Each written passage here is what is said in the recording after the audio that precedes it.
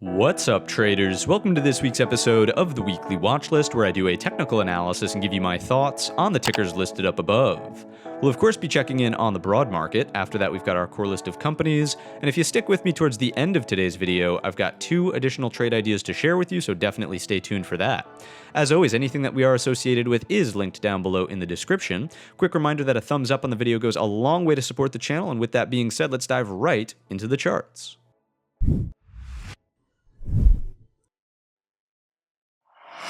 So kicking things off on the SPY weekly time frame, talking about candle structure and location as we always do.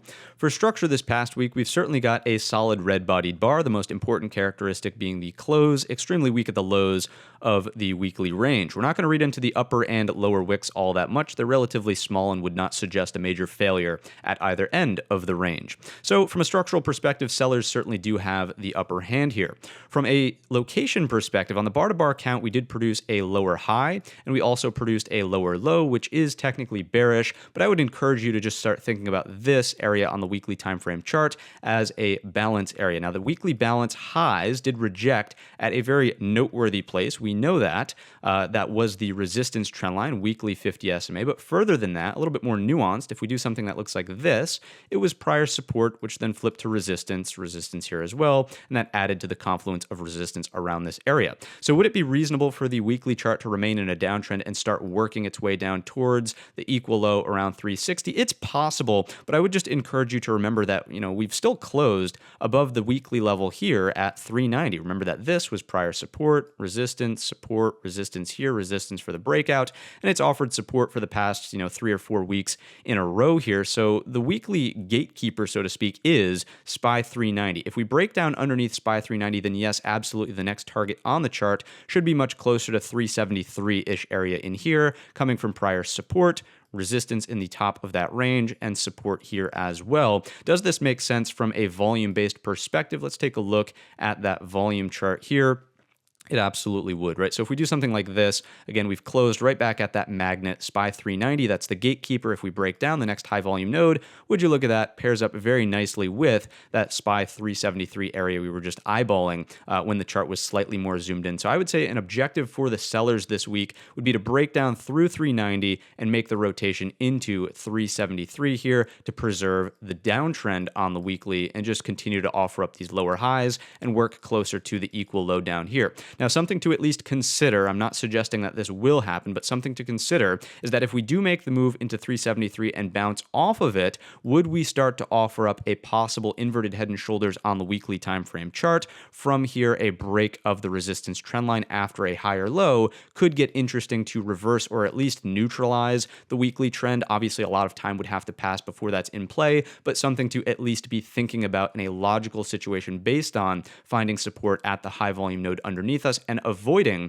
the rotation through the low volume void here. Just something to think about. I'm not saying it's going to happen this upcoming week. Obviously, that would require time. Let's take a look at our daily time frame chart now. We'll load up our study set. We've got the 50 SMA in blue, 200 SMA in green, and there are our levels. Let's take a look at the weekly expected move first and see what this would suggest for the coming week's worth of price action. Here is the expected range. If we are contained by the upper bound, notice that it would produce a lower high from here to here, and if we are contained by the lower bound, it would just be a big lower low from here to here, closing as well the CPI gap from the November reading. So overall, weekly expected move is bearish. One thing that I want to mention right now before moving any further through today's analysis is that we have a massive week from an economic data perspective. On Tuesday, we are going to get the CPI numbers, and then on Wednesday, we will have the FOMC and the Fed press conference from Jerome Powell. I would not be surprised if we move to either end of the weekly expected move for CPI, and then who knows, the Fed could come out and say something magical, and we could go all the way to the other end. All I'm getting at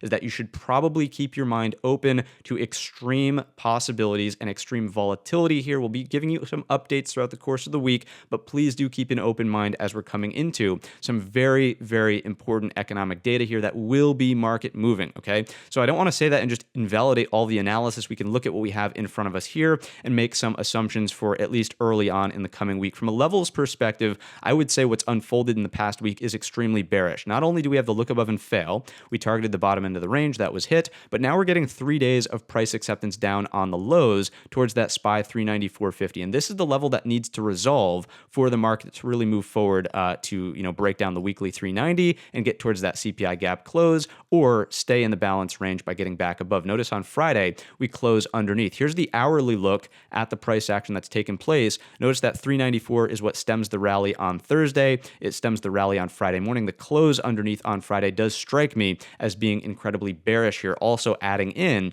that we technically took out the Thursday high on that Friday upper wick here. We did not rotate through the thin structure that we had. We'll see that in the market profile momentarily. Seems to me like a pretty significant failure from the buyers to recapture that 394.50, and closing outside of it on Friday afternoon does strike me as a big development for the bears. So we're certainly giving the bears the upper hand here. What do the bears want to see? As we pointed out from the weekly perspective, continued breakdown underneath 390 is really what gets interesting and opens the gate, so to speak, towards that CPI gap close. That would be underneath 385.65, bringing us down to 381.25. That's the bear outcome early on in the coming week. Again, subject to volatility from the CPI and Fed announcements on Tuesday and Wednesday, respectively. For bulls, the bulls want to see a couple of things. Number one would just be price acceptance back inside of the range. Maybe it constitutes a look below and fail, and we get it on the second attempt up to 402.50, but still remember that this could produce a significant daily lower high, something that would then look like this into the future, still giving us that head and shoulders pattern. So technically, that's still fairly bearish from my perspective. The other outcome could be a move lower first that undercuts the 389.50 and then rotates back higher, producing something that might look like this from a daily perspective. So a lower wick indicating the sellers tried to make an attempt underneath, and then that would set up, of course, a breakout over that hammer high back into the range. Just talking about possible situations, given that we're going to be getting some unknown uncertainties, from CPI and the Fed. It's good to have some scenarios in your back pocket, right? A big failure to break down and accept under 390 from the sellers. Maybe there's a little bit of upward lift, but then still you have to contend with that daily lower high anywhere underneath 402.50. Currently, as we just walked through on the hourly chart, this action here certainly does look more bearish than bullish. You could even just call it very simply a bear flag here on the daily time frame chart. So bears have the upper hand, but those are a couple of scenarios that you would want to be focusing on for the coming week. Let's take a look at some Fibonacci's. We'll come in from the low up to the high, and what we'll notice from here is that we've got confluence of support with the 38.2 and the top of the CPI gap right around that 385.60 area. And also, if I throw on the anchored VWAPs, which again have been sort of well received, notice that we've got two anchored VWAPs coming from the low here, the low of 2022 really, and then the trendline touch, the last one up here, that would also be acting as confluence of support at the top of the CPI gap from here. All right, so that's an area of interest to me on the downside. If we support off of it, technically we're holding above the 38.2. The grand scheme of things, you're getting much more of that weekly bull flag type look, weekly higher low look. Maybe we just continue in this balance up here. It just loosens up a little bit, and the low end of balance moves closer to that 385 area. Again, very important at this juncture in the market to be open to different scenarios. So that's the Fibonacci from that perspective. The next Fibonacci would, of course, be from the trendline touch down to the low. And from here, this one I think is extremely interesting because we had multiple closes over the 61.8. That is off the table as, improving the odds of the 100% retracement. So no longer looking at that. We are underneath the 61.8. The 50% retracement is acting as confluence of support with that weekly level at 390. If that breaks, maybe we have the 38.2 in store, which is the gap close. Right? So all of these interesting confluences here on the daily and weekly time frame charts. I would say the most important thing to be watching into the coming week, just to keep it very simple and not overwhelm you with outcomes, 390. If we're above 390, the bulls are hanging on and trying to put in sideways consolidation. If we're under 390, it's all about selling to close the CPI gap. Be mindful that we have lots of volatility with CPI on Tuesday and a Fed on Wednesday. Let's continue along and take a look underneath the hood, if you will, for some possible clues as to what's really taking place here. Outflows were really significant into the end of the week, net negative $1 billion. That, of course, is a sizable amount of selling pressure. If we look at the advanced decliners, most mostly bearish or getting the most extreme bearish reads, only scratching at that trend zone on the Thursday session. And as a matter of fact, let's read into the Thursday internals just a little bit, because remember, that's where we took out that Wednesday high and technically rotated back above the SPY 394.50, bottom of the daily balance range. We didn't get any bullish acceptance there, right? Notice how there's no bullish acceptance on the Thursday session. The tick builds on Thursday go negative into the end of the day. The volume reads were nowhere near significant, only making to about 100 million. Typically, we're looking for negative 300 million, positive 300 million, not even close on the Thursday session. And the advanced decliners, rotated lower from trend zone back to the zero line throughout the course of the day. So the buying day, the Thursday, which was the most important sort of sentiment change day, recapturing the bottom of the balance, really didn't have anything bullish going on underneath the hood. Let's take a look. And by the way, if you don't know what this is, top right-hand corner's got you covered with a brief tutorial on the market internals. Let's take a look at the market profile now for even more evidence. So here you go. Top right-hand corner's got you covered for this as a tutorial now. The main thing I would point out is, again, the single prints from what we saw on the Tuesday sell day, right? Wednesday, we put in an equal high around this area here. Thursday, we take out that area. So single print base, high of Wednesday, no acceptance through this area of thin volume. The market should have, quote unquote, should have,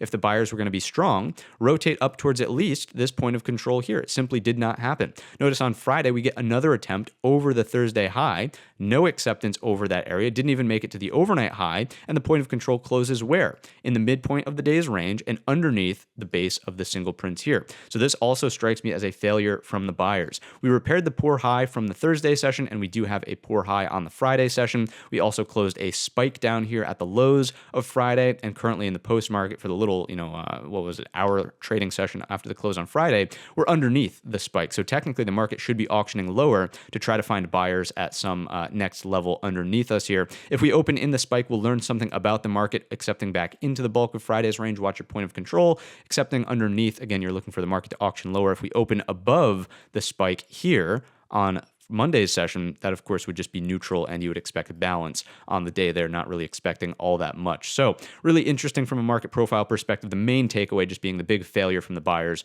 both here as well as right here. Let's get back on over to the platform, and now what we'll do is we'll take a look through some of our sectors to see other supporting evidence out there in the market that things really aren't all that great. So the XLC communication sector is up first. Here we go. There's a balance area. It's evenly divided into thirds. There's your upper third, middle third, lower third, obviously. More neutral here, even looking like a breakdown is possible with the inverted hammer from the Friday session, possibly opening the door to the bottom of the range. That, of course, is bearish. We are not seeing the rotation into the communications sector like we wanted to. There were some signs of improvement, quickly deteriorated, 100% retracement. This is back to being neutral. I would even just argue bearish at this point because it's certainly never gotten gear like our S&P 500. Next up, we've got the XLY. What's going on with consumer discretionary? Same idea. Here's a balance range. Some signs of improvement here, more than a 100% retracement and getting price acceptance and consolidation down towards the lows of the daily balance range. This has to strike me as bearish. We are not seeing any positive rotations into the XLY, which is what we needed to see from especially things like the XLF. What's going on here? We're coming into this known area of overhead supply resistance, right? We have broken down from it. This shouldn't have really come as a surprise, noting that we had resistance. This was really doing most of the work. It needs a little bit of a breather, right? We're just not seeing that rotation to where we need to see it. So this breaking down underneath 3450 does strike me as a big bearish data point for your S&P 500. And currently, the price action structure from Wednesday, Thursday, Friday would suggest more downside instead of, magically retracing back up towards these highs. If that does happen, great, the S&P holds on, but we're still not seeing the rotation where it needs to be, which is concerning. Real estate sector, really lightweight, not going to make or break your market. Remember that in this zone is neutral. Here is slight bullish pressure, and underneath, it's a slight bearish pressure, really only concerned with real estate on big new lower lows, roughly around 34 or under. Next up is energy. This is a D for defensive sector, and it's actually rapidly improving in terms of the look that we want to see for the S&P 500 from a positioning perspective. But remember, that downward pressure is still downward pressure for your S&P 500. You cannot have the energy sector coming off aggressively, but not seeing the rotation into consumer discretionary, not seeing the rotation into communications, or as we'll see momentarily, something like the XLK for the tech sector. So even though, yes, this is what we want to see from a relative performance perspective, it's not happening under the right market conditions. So unfortunately, a step in the right direction, but still bearish for our S&P 500, right? This certainly would suggest more downside. Look at the aggression of those large red-bodied bars. Even if it gets a little bit of a dead cat bounce here, lower highs, and then watching for continuation in the downward direction in energy.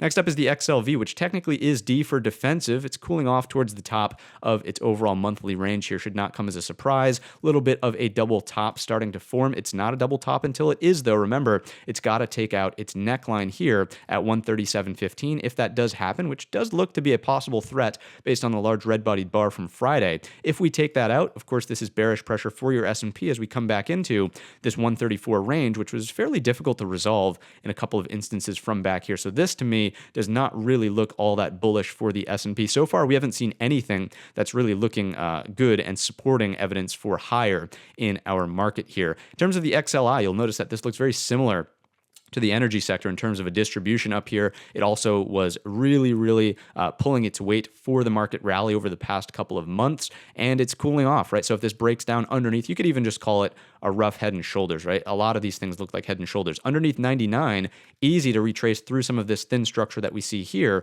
all the way back down to 96. That, of course, would be bearish pressure for your S&P 500, and again, without that rotation into consumer discretionary or communications, that does not bode well for a higher S&P.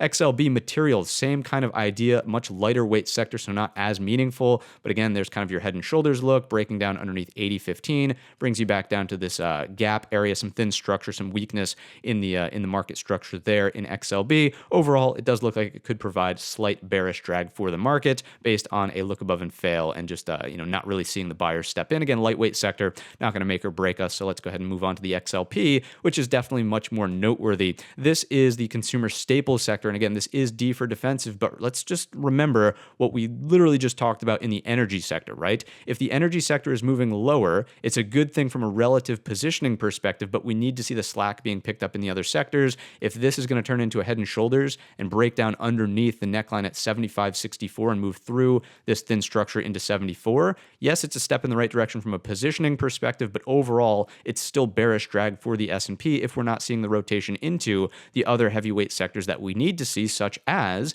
the XLK. Let's take a look at what's going on with the tech sector, really just going sideways in this balance range. What I find most interesting about the XLK is that it actually did not break down and close underneath the balance lows on the Friday session. So, is this trying to hold up the S&P 500? Maybe, but certainly, the candle structure there does not look promising whatsoever. It's just the location being above 129.50 is still kind of like an, okay, this is doing all right type of look for our market. So, of course, looking above the Thursday high and failing for the Friday close weak in the midpoint of the Thursday range would suggest that we have something that's starting to look more like a failed attempt from the buyers. Now the threat is underneath 129.50 for the breakdown here. But remember, it's not really, it's not bearish drag for your S&P until it's actually underneath 129.50, which is why location on this is actually kind of perplexing and a slight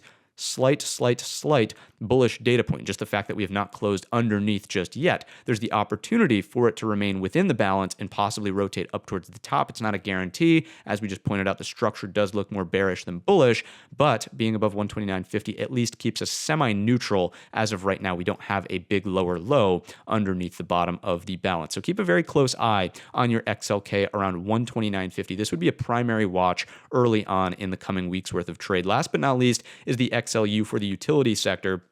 Remember that this is D for defensive, and it's actually looking the best out of most things from a structural perspective, right? We've got a 5-day balance, a full week's worth of balance up here at the highs. I would say that this chart is probably suggesting a couple of things, either sideways continuation through the range, which is bearish for the S&P 500 because this is D for defensive. We want to see this lower, right? So that's not the case. It would be exhibiting relative strength if it stays sideways. It looks like it could either break out up and over this pressure cooker top at 71.40, or even on a look below and fail, then a breakout happening, something that looks like this, picking up some of the liquidity from the obvious stops under here, and then rotating higher. This, of course, is bearish for your S&P 500. So that has been a look through the sectors. Again, nothing I am seeing at least would suggest that the market is in a fine and dandy spot for continuation in the upward direction. Let's take a look at the ratio grid. If you don't know what the ratio grid is, top right-hand corner's got you covered with a brief tutorial on how to set it up. Top 4 are the risk on sectors. Notice that the XLK is sideways up here, which is like okay, but it's certainly not impressive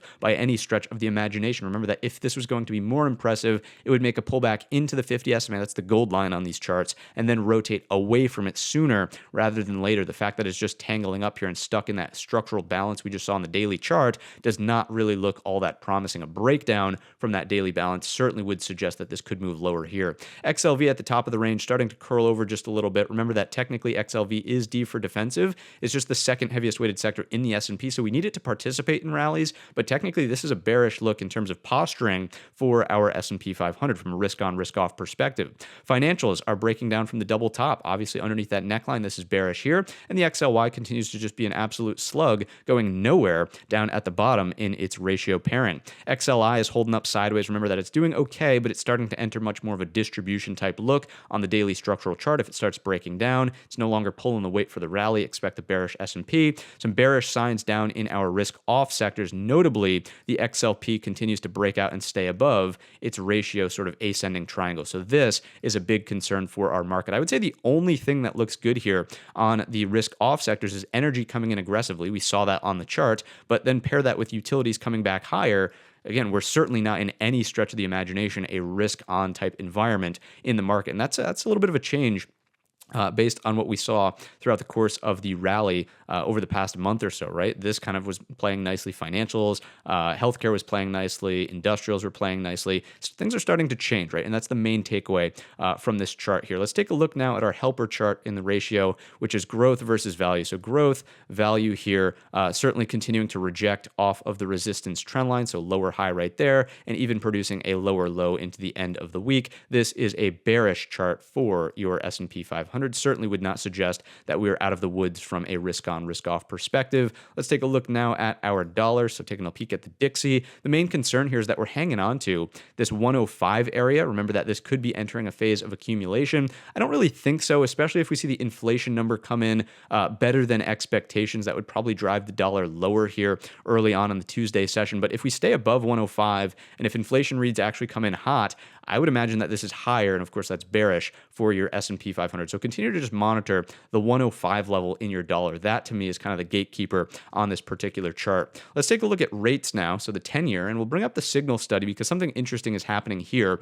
Although yes, the rates have been coming in just a little bit, over the rate, the rate of change look at least is threatening a move back to the zero line, and when we cross from negative up to positive territory in the rate of change, it produces a bearish signal. You can see that here, and you can see that right about here as well. So although it's not there yet, it's threatening the possibility of, if rates pick back up, probably a bearish look for your S&P 500, something to continue to monitor. We will, of course, keep you updated. Rates are subject to change with our economic data. So let's do a quick preview of the economic calendar. Tuesday, 8:30 is CPI month over month, year over year, and the core reading there. And then on Wednesday at 2 p.m. and 2:30, this is the press conference. That's usually where we see the most volatility back and forth. We'll get the Fed funds rate coming out at 2 o'clock. Again, the expectation is for about a 50 basis point rate hike, and that does align with what the Fed tracker tool is showing us over here. There's your expectation for the 50 basis point rate hike. After that, another 50 basis point rate hike being priced in for February, holding there in the month of March,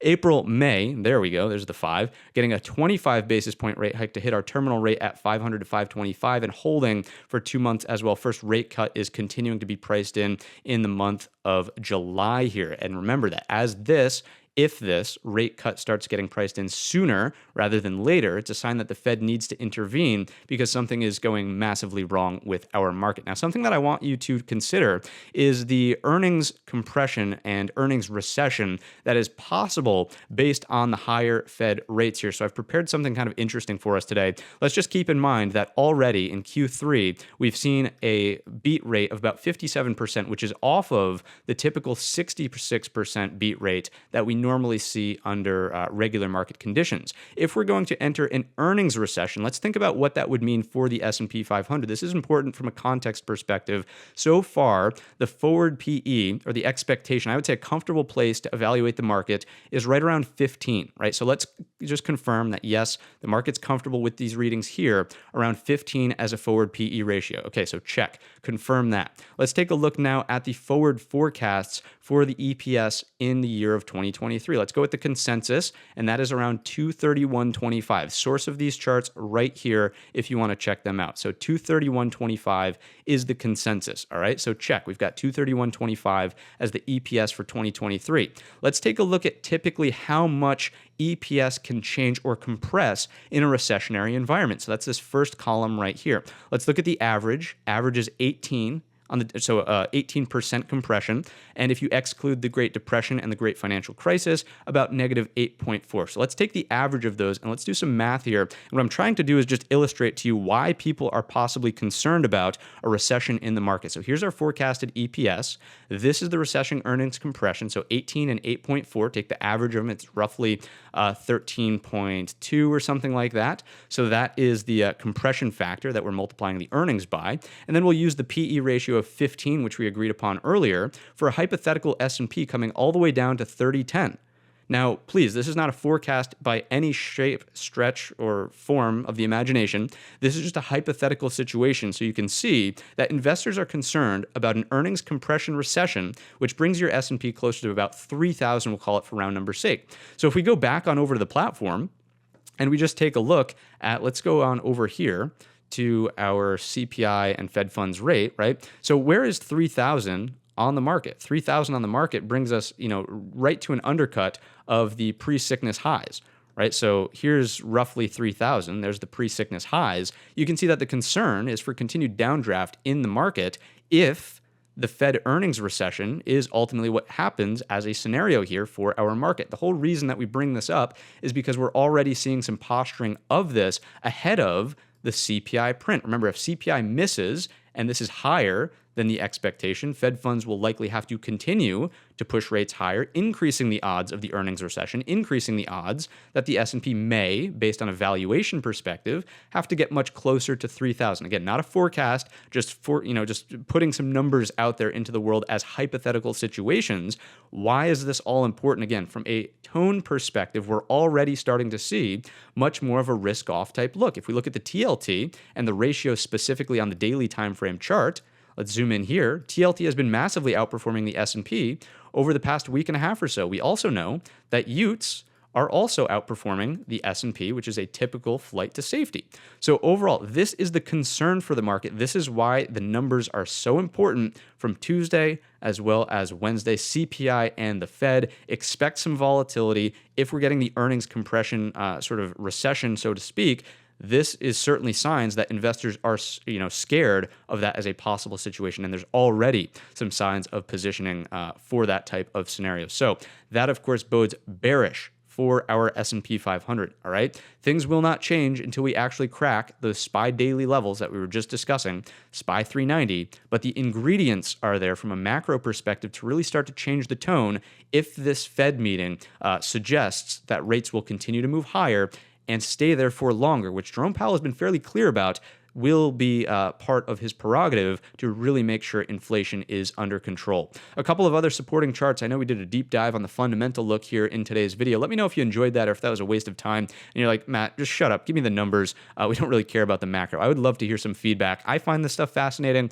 but I know it's ultimately not incredibly helpful for day trading back and forth. Regardless, here's the new highs being made on a 52-week basis in the New York Stock Exchange. I brought this chart up in the past, noting that we were breaking the trend line here. Let me zoom in on that ever so slightly. This is not the look that we want to see back down underneath the yellow level, which is close to 67. This looks much more similar to, if we scrunch up here a little bit, spending time underneath, let's see, where was the situation? This is much more similar to here, right? So making an attempt higher and staying lower, that of course would not bode well here. It looks like this, making an attempt higher, staying back down underneath, that would not bode well here. So this is not ultimately as bullish of a data point as it once was on some of our analysis videos. And then let's come in for our SPX A200R. This is the last special chart I have for you. Then we'll get into volatility, a print above the 0.5. So this is actually a bullish look for our market. So we're balancing some of those bearish data points that we just went through with a bullish data point here, getting a print over the 0.5 as of the close of this past trading week. Remember that the longer that this stays over 0.5, the more meaningful it becomes, and we can kind of avoid that earnings recession scenario that we just walked through. A bear look would, of course, be a move under the 0.5, a lower high underneath, and something like this that would confirm the recession based on earnings compression, right? So this is something worth keeping an eye on around that 0.5. You can clearly see it's acted as a major inflection point in the past. Here, I'm not going to go back through every single situation, but 0.5 is a big number here for your SPX A200R. All right, volatility. Let's get this ship moving here. That was ship, not with a T. Volatility, bouncing off of the 2050 floor, bouncing off the 2050 floor, bouncing off of the 2050 floor. It's only a week's worth of price action in the upward direction, getting 3 days of acceptance up towards those highs of the Tuesday sort of, expansion here. It's not the end of the world yet, but it certainly would suggest that we're not moving lower and getting into those more comfortable places from a volatility perspective. This opens the door, of course,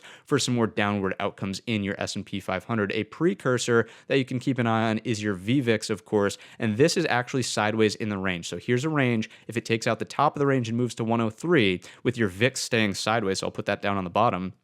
If VIX stays in this balance and the VVIX moves up towards 103, that would open the possibility for much faster of an acceleration through the VIX as opposed to slower, kind of a grind look like this, right? So this is kind of grindy here. We could get much more of a look like this if your VVIX perks up towards that 103, which would of course be a concern. It's not there yet, but the fact that it's putting in this type of structure balance break, that of course gets interesting for volatility, dramatically increasing and speeding up, right? It's all about the acceleration in volatility. This is our VIX Contango versus backwardation. This line moving upwards aggressively, of course, does not bode well for people feeling comfortable about the future. Remember that as of right now, the present day, as of right now, the delta between the risk in the present day versus the future is compressing. This is coming in and this is coming in here. That, of course, does not make money managers happy about allocating capital. And this, as this continues to perk up, might be an indication that, okay, if money managers don't want to allocate capital in the present day, maybe we start to see even further reinforcement of that flight to safety in the TLT and an outperformance on a relative basis to the SPY,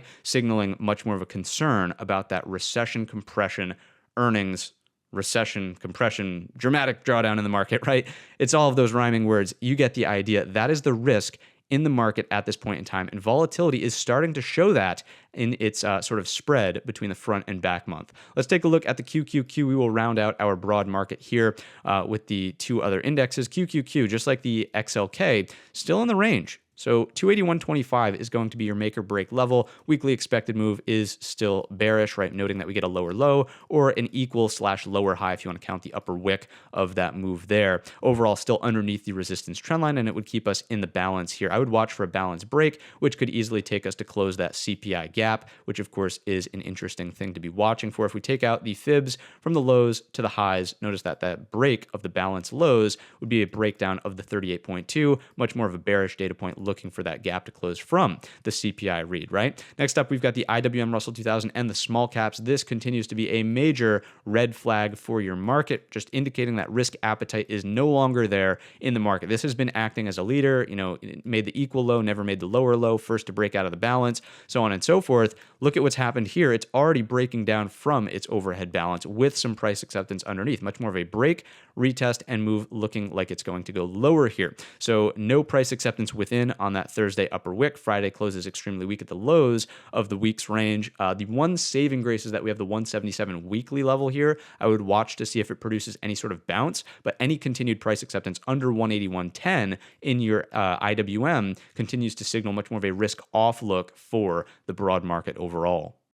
If you've made it to this point in the video, I'm sure you're enjoying the analysis. Hit the thumbs up button and subscribe to the channel so you know every time a new video comes out. And with that being said, we'll dive right into Apple to kick things off here. What do we see in Apple? Certainly looking for bearish outcomes underneath the equal lows at 140.43 to close the gap to 138.50. After that, your equal low to these sets over here around 135, 134.50. The low of 2022 is definitely on the table. Reason we're leaning bearish on this particular chart is the big failed upper wick from Friday's session, rejecting the 50 estimate, the blue line, and also unable to close above the prior two-day highs at 143.50. If we do get some price acceptance higher, really difficult to play back into this structure as a bull here, noting that this area of inflection is just seemingly very strong. Prior overhead supply, rejecting close to it in that upper wick, you would need something else to form before we start finding bullish trade ideas there. So bearish in Apple. Netflix is up next. This is the relative strength monster continuing to produce these higher lows, gap up on Friday with the multiple upgrades. Inverted hammer candle did mid print, so technically watching for a breakdown of that low to close the gap, but then really interested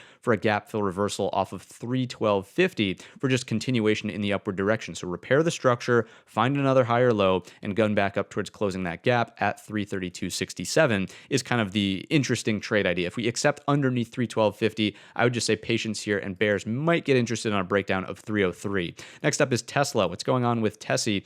Certainly the possibility is still there, although getting really sloppy. For the inverted head and shoulders, 195 is the neckline, currently not really in play. What I would say is much more of a pertinent pattern is the look below and fail on the Friday session. And if we take a look at the hourly chart here and zoom in, notice that it's not like we had price acceptance here and then it was a late day push for that move over 177. It was actually an early morning push, and a bulk of the day's price action happened above 177.12. So as long as we're above that, as long as we're above the bottom of the balance here, it is looking a little bit more favorable for continued higher lows and retargeting that 187, of course, from their monitor for the neckline. One step at a time, though. We know that the daily chart as well as the weekly chart here on Tesla are both in a downtrend. Any moves back underneath 177.12, okay, step number one unlocked, then looking for the equal low breakdown of 170 to reach the weekly area of support coming from a prior breakout level off to our left around 155. So the way I would trade Tesla really hinges around where do we accept on either side of 177. Next up is Google. What's going on with this chart? Certainly a very bearish break after the look above and fail,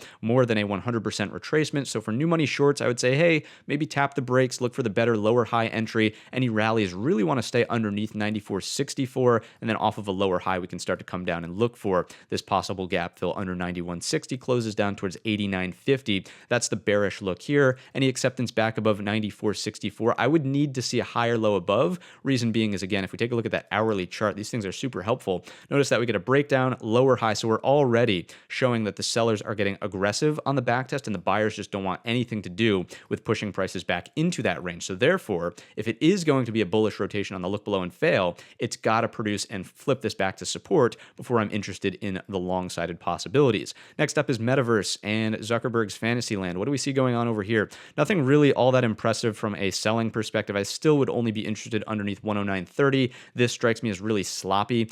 You could make the trade to get there in the first place, but I would rather see consolidation than a breakdown. This structure is obviously much cleaner to be trading through in the downward direction. For bulls, you got to get clearance back above 118.50 over that 50 SMA, and then it's possibly back up towards this gap. I would say that there's the attempt, at least, for some sort of higher low trend to be developing here, very similar to Netflix, but I would say Netflix is actually positioned in a much better spot than Zuckerberg's Fantasyland. Next up is NVIDIA. What's going on with NVIDIA? Here is the ascending triangle. We broke out on Friday, made the move into the 200 SMA, rejected. As long as we can find continued support over 168.50 or any higher low, right? We can't really afford to get back down underneath 162.50. It would be concerning on a fake break type look, right? We don't want to see this, but it technically would still be a higher low. The risk there is that this starts to become much more of a wedge pattern instead of an ascending triangle with just a clear breakout, right? And a wedge, as we know, is of course a little bit more bearish than it's certainly more bearish than a bullish ascending triangle. So regardless, 168.50, first line of defense. If we stay above it, bullish. Then looking for a higher low off of 162. Concerned underneath 162 now. Instead of just being neutral through here, I would actually be bearish underneath 162 with a target at 154 in NVIDIA. And again, this inverted hammer on Friday would suggest that pullback is higher probability as opposed to lower into the earlier part of this upcoming week. Microsoft, softy, really just kind of going sideways in the midpoint of this range. You could make the argument, look above and fail, bearish acceptance underneath 247.50. It all makes sense. And again, on an hourly chart, we can see this clear as day. Just multiple rejections and closing weak on Friday. So definitely more of a bearish tone.